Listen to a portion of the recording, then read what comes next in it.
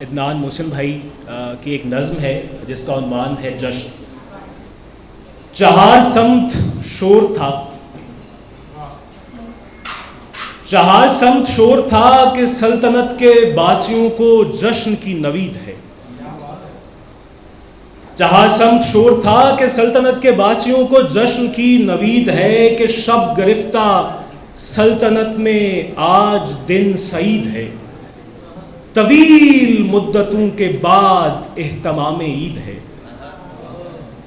وہ لوگ جن کی مفلسی کے بے لباس جسم کو ضرورتوں کی بے لحاظ آگ نے بدل دیا ہے نیستی کے بے جہاں نشان کے نشان میں، انہیں بھی شاہ سلطنت نے اذن حاضری دیا ہے صحن عالی شان میں۔ انہیں بھی شاہ سلطنت نے اذن حاضری دیا ہے صحن عالی شان میں، جو چیتھڑوں میں پھر رہے تھے خلت حریص سے چلے چٹختی ہڈیوں کی خستگی کو ڈھانپ کر، کہ شاہ کے سبھی غلام طول و عرض سلطنت میں دعوت طعام دے رہے تھے ہانپ ہانپ کر۔ کئی نحیف فاقہ کش نیم جاں بہت دنوں کے بعد سیر ہو چکے تو ذل کردگار کی ابد دراز زیست کی دعائیں مانگنے لگے۔ جب اہل سلطنت پہ یوں عنایتوں کی حد ہوئی، ستم زدوں سے شاہ کی رعایتوں کی حد ہوئی، تو چند ہوش مند جو ضرورتوں سے ماورا نہ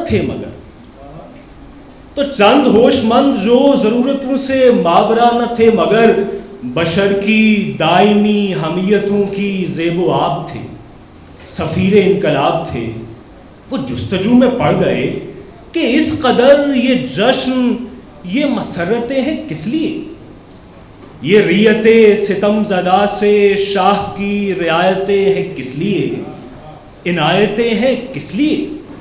ابھی تو جشن عام تھا کہ سلطنت کے ہر مکیں کی جھکی جبین پر لکھا جو حرف شکر تھا وہ ایک پل میں دھل گیا۔ نفس نفس میں آگہی کا ذائقہ سب بھول گیا، یہ راز جشن کھل گیا۔ یہ بات عام ہو گئی کہ مدتوں کے بعد بادشاہ کے حرم میں قید اہل سلطنت کی بیٹیوں میں کوئی ایک بامراد آخرش حضور کا ذریعہ افزائش نسل ہوئی۔